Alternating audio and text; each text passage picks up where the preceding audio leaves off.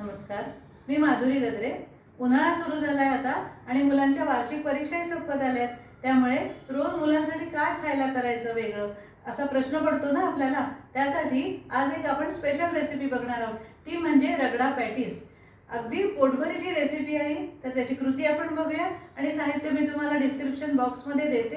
हा 1 वाटी पांढरा वाटाणा घेतला मी, बाउलमध्ये काढून घेते आणि 2 वेळा पाण्याने स्वच्छ धुवून घ्यायचं आहे आपल्याला.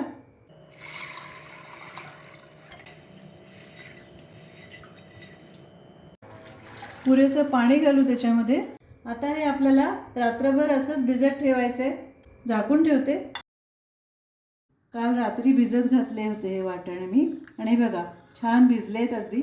आता यातलं हे पाणी काढून टाकायचं आहे आपल्याला. उग्र वास असतो त्या पाण्याला.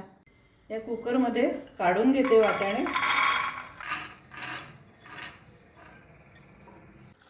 हे वाटाणे पूर्ण बुडतील असं पाणी घालू आपण ह्याच्यात. पाव टीस्पून हळद घालते, मीठ घालते, थोडं तेल घालते चमचाभर, म्हणजे शिजायला मदत होईल. आता मध्यम गॅसवर 5 शिट्ट्या आणि बारीक गॅसवर 5 मिनटं ठेवायचं आहे कुकर. कुकर गार होतोय तोपर्यंत आपण मिरची, कोथिंबीर, पुदिन्याची तिखट चटणी करून घेऊ. 4 लवंगा घेतले, नंतर 10-12 मिरे, नंतर 1 इंच आलं घेतलं तुकडे करून, 3 मिरच्या घेतल्या, तिखट आहेत या मिरच्या. अर्धा टीस्पून भाजलेल्या जिऱ्याची पूड घालते, अर्धा टीस्पून चाट मसाला घालते, अर्धा टीस्पून जलजिरा पावडर घालते, हिंग घालते पाव टीस्पून, सैंधव मीठ आहे ते घालते, साधं मीठ घालते थोडं, अर्धी वाटी पुदिन्याची पानं घालते, अगदी ताजा पुदिना आहे हा, आणि 1 वाटीभर कोथिंबीर घालू. 2 मध्यम लिंबांचा रस घातला आहे. आता हे सगळं मिक्सरवर अगदी बारीक वाटून घ्यायचं आहे आपल्याला. थोडं पाणी घालते त्याच्यामध्ये. ही बघा अशी अतिशय चविष्ट झणझणीत हिरवी चटणी तयार झाली आहे आपली. कुकर पूर्ण गार झालं आहे. बघूया आपण. हे बघा छान शिजलेत अगदी वाटाणे. ही छोटी कढई गरम करायला ठेवली आहे मी आणि त्याच्यामध्ये थोडंसं तेल घालते, जिरं घालते अर्धा टीस्पून, हिंग घालते थोडा, 1 टीस्पून किसलेलं आलं घालते, तिखट घालते, थोडं मिसळून घेऊ. आल्याची चव खूप छान लागते या रगड्याला. थोडी हळद घालते आणि मसाले करपू नये म्हणून थोडं पाणी घालते. मिसळून घ्यायचं आणि आता शिजवलेले वाटाणे घालू त्याच्यामध्ये. हे पाणी घालू त्याच्यात. थोडा मॅश केलेला बटाटा घालते याच्यात. मिसळून घेऊ व्यवस्थित. छान रंग आलाय त्याला आणि वास येतोय मस्त. मीठ घालते चवीप्रमाणे. आपण थोडंसं मीठ शिजताना घातलेलं आहे वाटाणे शिजताना, तर आता थोडं कमी घातलं आहे. चव बघून घालायचं आणि हे थोडं शिजू द्यायचं आहे आपल्याला. थोडी उकळी येऊ द्यायची. थोडं पाणी घातलं आहे मी कारण की थोड्या वेळाने घट्ट होईल ते.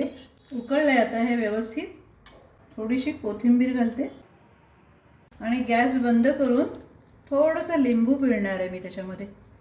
एक छान टँगी चव येईल त्याला. रगडा तयार आहे आपला. हे 4 बटाटे उकडून सोलून घेतलेत मी, तर आता ते मॅश करायचे आहेत आपल्याला. या मॅशरनी प्रेस करून घेऊ व्यवस्थित. गुठळ्या नको राहिल्या त्याच्यामध्ये.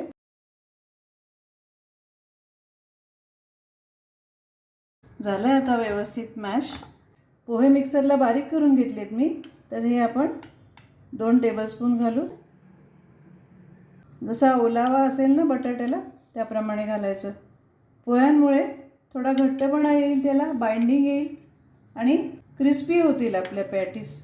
अर्धा टीस्पून ही भाजलेल्या जिऱ्याची पूड आहे ती घालते, पाव टीस्पून आमचूर पावडर घालते, थोडं तिखट घालते. तुम्ही हिरवी मिरची पण घालू शकता. किसलेलं आलं घालते अर्धा टीस्पून, अर्धा टीस्पून चाट मसाला घालते, थोडीशी कोथिंबीर घालते आणि अगदी शेवटी चवीप्रमाणे मीठ घालते. आता हे मिसळून घेऊ व्यवस्थित.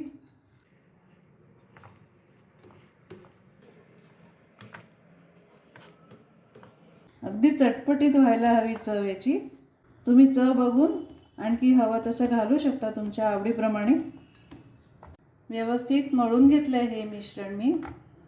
तर आता असा गोळा बनवून घेऊ व्यवस्थित आणि थोडासा प्रेस करायचा असा, फार नाही.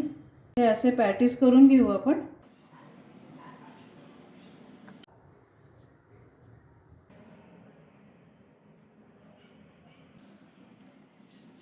हे असे पॅटीस तयार करून घेतलेत मी. हा लोखंडी तवा गरम करायला ठेवला आहे मी आणि त्यात थोडं तेल घालू. असं मध्ये घालू आपण पॅटीस. घालून जरा होऊ द्यायचं आणि मग बाजूला सरकवायचं. तेलावरच घालायचं सुरुवातीला, होऊ द्यायचं जरा.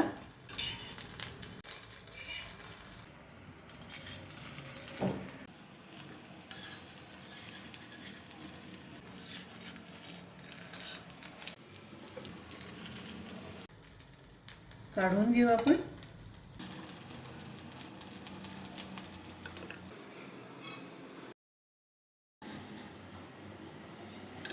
हा असा मस्त गरमागरम रगडा तयार आहे आपला. आणि हे पॅटीस झालेत तयार. आणि हे सगळे जिन्नस लागणार आहेत आपल्याला सर्व करण्यासाठी. आधी रगडा घालू खाली, पॅटीस ठेवते, पुन्हा थोडा रगडा घालू याच्यावर. चटणी घालते चिंचगुळाची, हिरवी चटणी घालू, कांदा घालू, टोमॅटो घालते, भाजलेल्या जिऱ्याची पूड घालते, चाट मसाला घालू थोडा, कोथिंबीर घालते आणि शेव घालू अगदी वरती. असं हे मस्त चटपटीत चवीचं रगडा पॅटीस तयार झालं आहे आपलं. हे बघा, मस्त दिसतंय ना.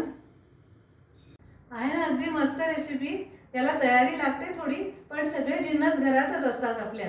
आणि लहानांपासून मोठ्यांपर्यंत सगळ्यांना आवडणारी रेसिपी आहे ही. तर तुम्ही नक्की करून बघा. आणि आवडलं तर लाईक करा, सबस्क्राईब करा आणि कमेंट्स पण पाठवा तुमच्या. आणि तुम्ही माझा हा व्हिडिओ बघितलात त्याबद्दल धन्यवाद.